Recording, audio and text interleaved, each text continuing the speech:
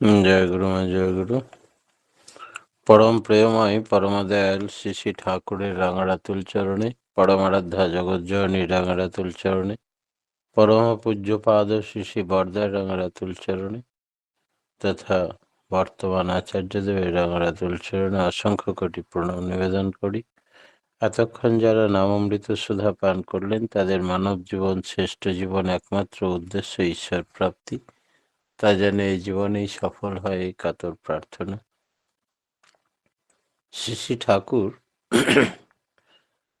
আমাদের জানিয়ে দিলেন যে মানব জীবনের প্রকৃত কল্যাণের পথ কোনটা, প্রকৃত কল্যাণ হয় কিভাবে।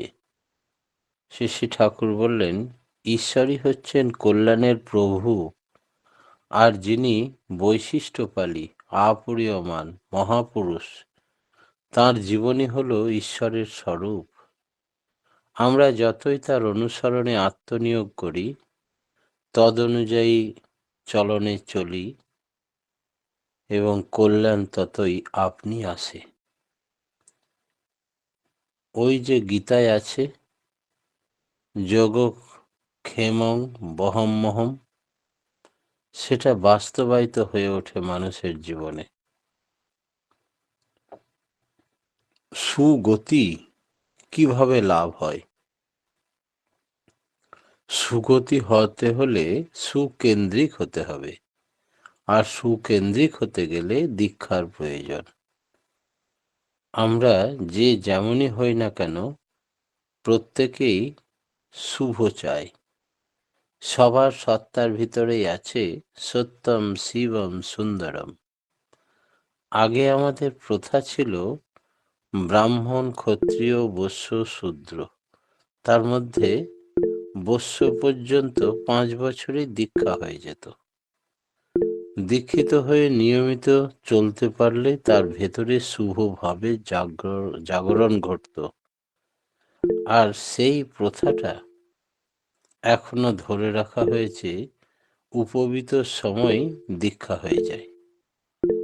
যার বিহিত সময়ের মধ্যে দীক্ষা হয়নি, তার সেই জন্য প্রায়শ্চিত্ত করতে হবে।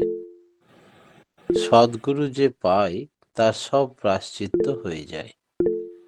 তখন ওই ইষ্টকেন্দ্রিক চলনার ভেতর দিয়ে ঐতিহ্যগুলি পুনঃপ্রতিষ্ঠিত হয় আস্তে আস্তে। এই হলেই সে সবটা বোঝে, এবং তেমনি রকমে পরিবার পরিজন সকলকেই চালাতে পারে। সর্বধর্ম ত্যাগের কথা বলা হয়েছে কেন? ভগবান শ্রীকৃষ্ণ গীতায় বলেছেন, সর্বধর্মান পরিত্যাজ্যং মামেকং শরণং ব্রজ। এখানে সর্বধর্ম ত্যাগ করার কথা বললেন কেন? শ্রী ঠাকুর বলছেন, প্রবৃত্তির এক একটি ধর্ম আছে। তাছাড়াও বহুনিষ্ঠিকতার হৃদয়ে প্রেম ভক্তির স্থান নেই। বহু দেবদেবীর পুজো করে বেড়ান। এই সমস্ত কিছু ধর্মকে পরিত্যাগ করার কথা তিনি বলেছেন, এবং শুধুমাত্র তার নীতি বা উপদেশ পালন করে যদি, তবেই তাকে তিনি উদ্ধার করবেন। এর অর্থ এমন হতে হবে যে আমাদের সুকেন্দ্রিক হওয়া লাগবে। কার খোলা আছে?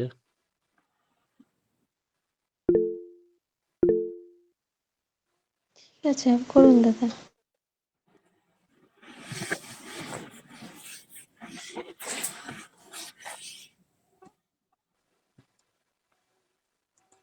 আমাদের সুকেন্দ্রিক হতে হবে। ওতেই আমাদের কমপ্লেক্সগুলি, প্রবৃত্তিগুলি নিয়ন্ত্রিত হবে।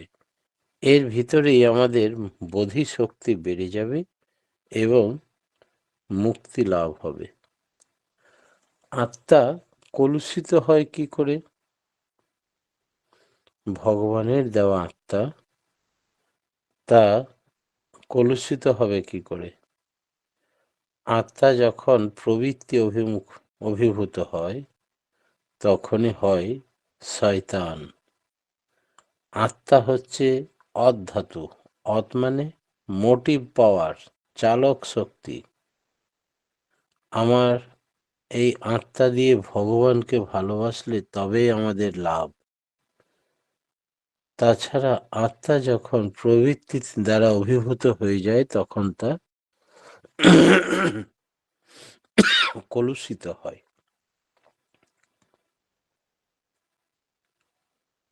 আমাদের প্রধান জিনিসই হলো কর্ম। কর্ম করা, এবং এই ভক্তি না থাকলে কর্ম সুষ্ঠুভাবে হয় না। ভক্তি ছাড়া কর্ম সংহতিহারা হয়ে যায়। ভক্তি নিয়ে আসে জ্ঞান। যেখানে ভালোবাসা সেখানেই জ্ঞান। আমরা যখন ভগবানকে ভালোবাসি তখনই আমাদের লাভ হয়।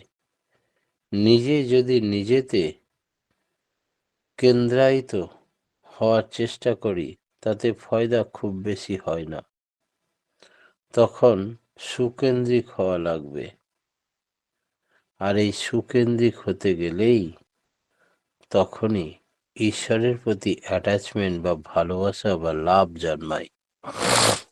তখনই আমাদের ঈশ্বরের স্বভাব গুণ ইম্পার্ট করে। ত্যাগই আমাদের আদর্শ কিনা? ভারতবর্ষে ত্যাগকেই ধর্ম বলা হয়েছে। ত্যাগ কিন্তু আমাদের আদর্শ নয়, ভোগের জন্য ত্যাগ। কারণ বিকামিং বা বর্ধনা যখন চাই তখন ভোগই চাই। ত্যাগটা হলো সেকেন্ডারি, গৌণ। আবার 7 তলা বাড়িতে থাকলেও আমাদের অসুবিধা হবে না যদি ওই বাড়িখানা আমার বিইং অ্যান্ড বিকামিং এর অস্তিত্ব এবং বর্ধনার পরিপন্থী না হয়। আবার এর মধ্যে আর একটা জিনিস আছে, যদি তুমি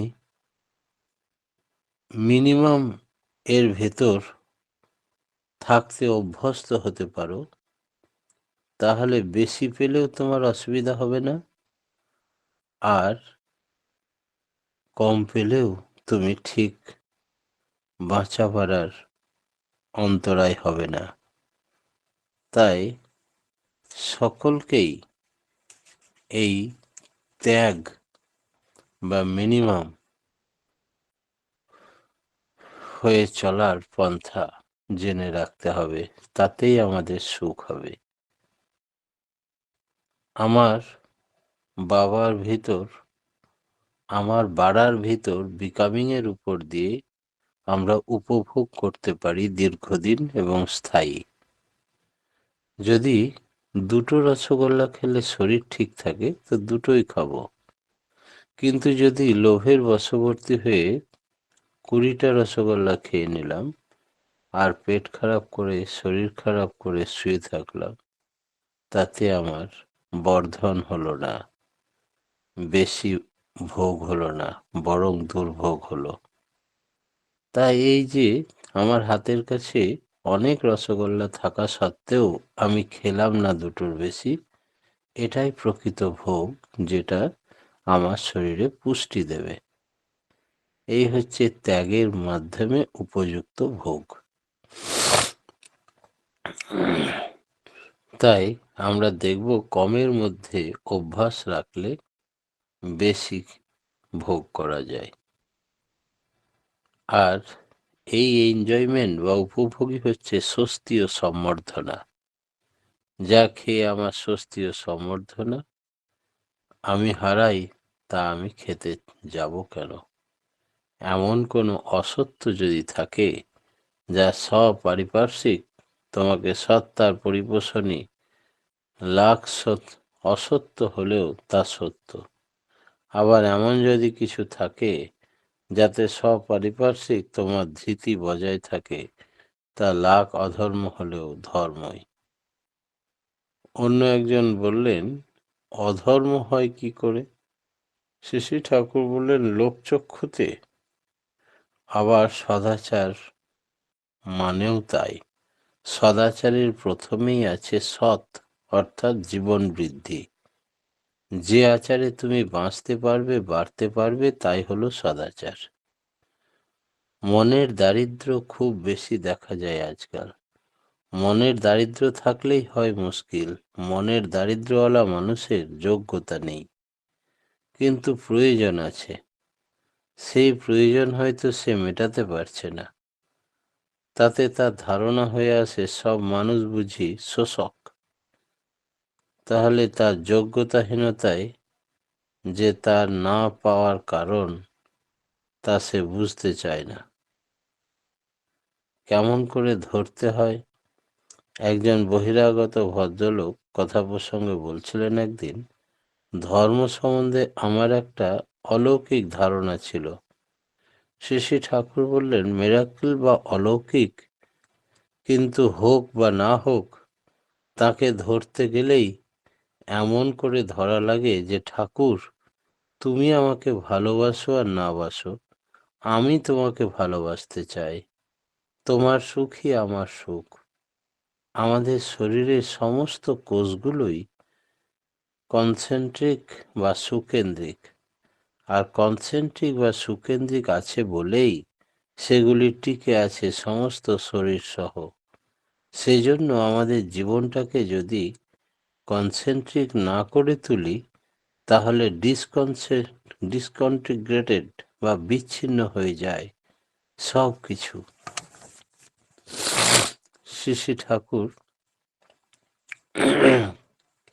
কে প্রশ্ন করছেন, আমাদের জীবনে প্রতিষ্ঠা লাভ করতে গেলে এত কনফ্লিক্ট বা সংঘাত আসে কেন?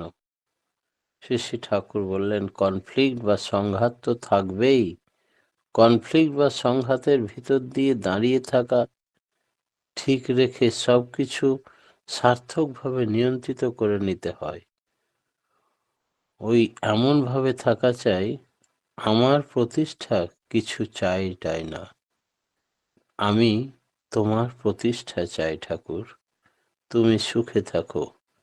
হে ঈশ্বর, তুমি আমাকে ভালোবাসো আর না বাসো, আমি তোমাকে ভালোবাসি, আমি তোমাকে ভালোবাসবো, তোমার জন্য করব, তোমার অনুচর্যা, তোমার কর্মই আমার ধর্ম।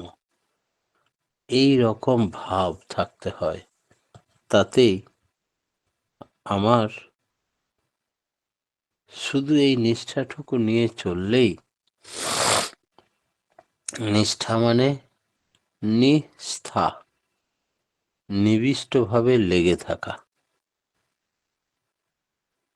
আদর্শ যাকে দেখে চলতে হয়, আদর্শহীন জীবন হলো কমপ্লেক্স প্রমিনেন্ট, বৃত্তি প্রধান, আর বৃত্তি ছাড়া চলাই হচ্ছে আদর্শবান, কনসেন্ট্রেড। ভদ্রলোক জিজ্ঞেস করছে, দীক্ষা নিতে গেলে আবার ভালো দিন তারিখ দেখে দীক্ষা নিতে হয়, সেটা কেন? শ্রী ঠাকুর বললেন, দিন তারিখ হিসাব করে আমরা কেউ জন্মাইনি, মরবো না দিন তারিখ হিসাব করে। তাঁর ইচ্ছায় জন্ম, তাঁর ইচ্ছায় মৃত্যু।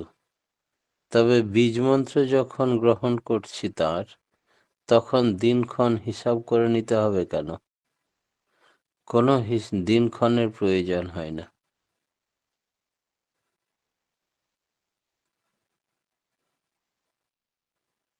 আচার্যের আদেশে যখন একজন দীক্ষা দেন, তখন তিনি গুরু হন না, তিনি আচার্য। আর গুরুই সবাইকে দীক্ষা দেন। নিষ্ঠার গোড়ামি চাই কেন? শ্রী ঠাকুর বললেন, নিষ্ঠার গোড়ামি চাই। যেমন ওই গাছটার যদি ছাল ছাড়িয়ে নিই, তাহলে ওটা আর বাঁচতে বাড়তে পারবে না। ওই রকম আমার গায়ের চামড়া যদি আমি তুলে নিই, তাহলে আমি আর বাড়তে পারবো না। সেই জন্য যাকে আমি বাড়াতে চাই, যাকে রক্ষা করতে হবে আগে, দেশের ভালো করতে গেলে দেশের মানুষগুলোকে নষ্ট না হয়, সেই স্বার্থ রক্ষা করতে হবে আগে। আবার দেশ কথাটা এসেছে আদেশ থেকে। আদেশ আসে আদর্শ থেকে, তাই আদর্শ আবার ভালো হওয়া চাই। আদর্শ যেমন ভালো হওয়া চাই, তেমনি সেই আদর্শে লাভ বা ভালোবাসা থাকা চাই।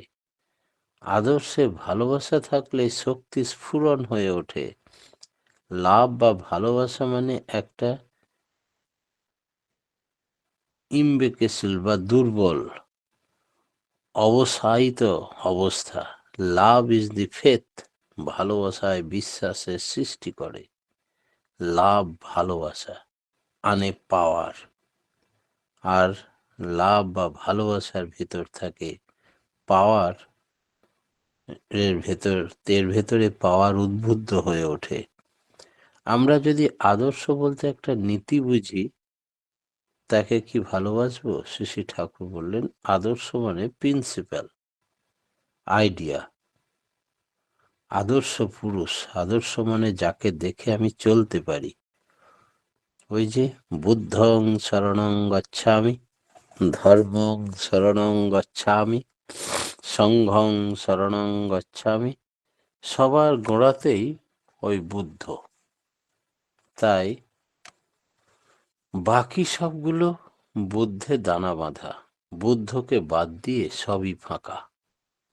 এমনভাবে আদর্শকে কেন্দ্র করেই আমাদের এগোতে হবে। লিভিং আইডিয়াল, জীবন্তের কথা কোনো শাস্ত্রে নেই। শ্রী শ্রী ঠাকুর বললেন, সে কি? এখনো শুনি ওই সীতারাম সীতারাম ধ্বনি। এখনো আমরা কই মন্দিরে যাওয়া। মন্দির মানে আমার আদর্শ যেখানে বাস করে। সীতারামের পাথরের মূর্তি গড়েছি আমরা, আর সেখানে যে এখনো মাথা নত করি, কই ভগবান ভগবান এইসব বলি। আর আমার মতো এক বেকুব এখনো অনেক আছে, যা আদর্শকে সব কিছু আমরা দিয়ে দেব। কেন? সেই ভদ্রলোক জিজ্ঞেস করছেন। ঠাকুর বললেন, স্বাতন্ত্র্য তো আদর্শ অনুগতিতেই হয়। ব্যক্তিত্ব যখন আমাতে আদর্শের অনুসরণের ভেতর দিয়ে ব্যালেন্স জীবন বা সাম্য ভাবাপন্ন হয়, তখনই আমার স্বাতন্ত্র্যের সৃষ্টি হয়। তার আগে প্রবৃত্তির টান থেকে যায়, স্বাতন্ত্র্য থাকে না। সুনিষ্ঠায় স্বাতন্ত্র্যের স্রষ্টা। যাতেই স্বাতন্ত্র্য চাও, তাতে সুনিষ্ঠা চাই। তাই আদর্শ হোক, টাকাই হোক আর যাতেই হোক। আমরা আদর্শ বলতে পুরুষোত্তম কথাটা ব্যবহার করছি। পুরুষোত্তম মানে ফুলফিলার দি বেস্ট, সর্বশ্রেষ্ঠ পরিপূরণকারী। আর মহাপুরুষ হলেন ফুলফিলার দি গ্রেট। তাই আমাদের মনে রাখতে হবে, গ্রহণ করতে হবে, মানুষকে ভালোবাসো আর তার জন্য ভালোবাসা জন্য কিছু করো, তাতে তোমার স্বাতন্ত্র্য বজায় থাক। ছোটবেলায় একটা থিয়েটার দেখেছিলেন ঠাকুর, তাতে একটা গান ছিল, ভালোবাসার নিদানে পালিয়ে যাওয়ার বিধান বধূ লেখা কোনখানে। তাই ভালোবাসলে করাটা আসে, দায়িত্বের আবার বুদ্ধি কম হয়। জীবন্ত আদর্শের কথা সবারই ভালো।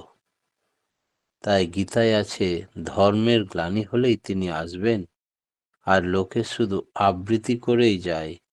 তিনি যে আবার এসেছেন, ধর্মের চরম গ্লানি হয়েছে, সে কথা বুঝতে চায় না। তিনি আসুন আর নাই আসুন, আমরা বাঁচতে হলেই চাই একজন আদর্শ মানুষ। আর সেই আদর্শ পুরুষকে লক্ষ্য করেই তিনিই হবেন বৈশিষ্ট্যপালী আপরিয়মান। তাকে ধরে চললেই আমাদের সার্বিক সব প্রাপ্তি আসরে যোগদান হবে। পরমপিতার রাঙারাতুল চরণে প্রতি প্রত্যেকের সার্বিক মঙ্গল প্রার্থনা জানিয়ে আজকের মতো আমার ক্ষুদ্র বক্তব্য এখানে শেষ করলাম। জয়গুরু। জয় গুরু দাদা। আমরা আজকে খুব সুন্দর দাদার কাছ থেকে আলোচনা শুনলাম যে মানব জীবনে কল্যাণের পথ হলো পুরুষোত্তমের পথে চলা। সর্বধর্ম ত্যাগ মানে প্রবৃত্তি নিয়ন্ত্রিত করতে হবে সুকেন্দ্রিক হয়ে। আত্মা কলুষিত হয় প্রবৃত্তির অভিভূত হলে। দীক্ষা নিয়ে সুকেন্দ্রিক হতেই হবে, তখন ঈশ্বরের স্বভাবগুণ আমরা আয়ত্ত করতে পারবো। ত্যাগের মাধ্যমে ভোগ করতে হয়, অচ্যুত হয়ে তাকে ভালোবাসতে হয়। আর আত্মপ্রতিষ্ঠা না, ইষ্ট প্রতিষ্ঠাই আমাদের ধর্ম। নিবিষ্টভাবে লেগে থাকতে হবে, নিষ্ঠার গোড়ামি চাই। গুরুই আমাদের দীক্ষা দেন, আদর্শ পুরুষের কাছে দীক্ষা নিতে হবে। পুরুষোত্তম হলেন সর্বোচ্চ পরিপূরণকারী, বৈশিষ্ট্যবালী এবং আপূরমান। খুব সুন্দর আলোচনা দাদা, আমরা সমৃদ্ধ হচ্ছি, সমৃদ্ধ হলাম।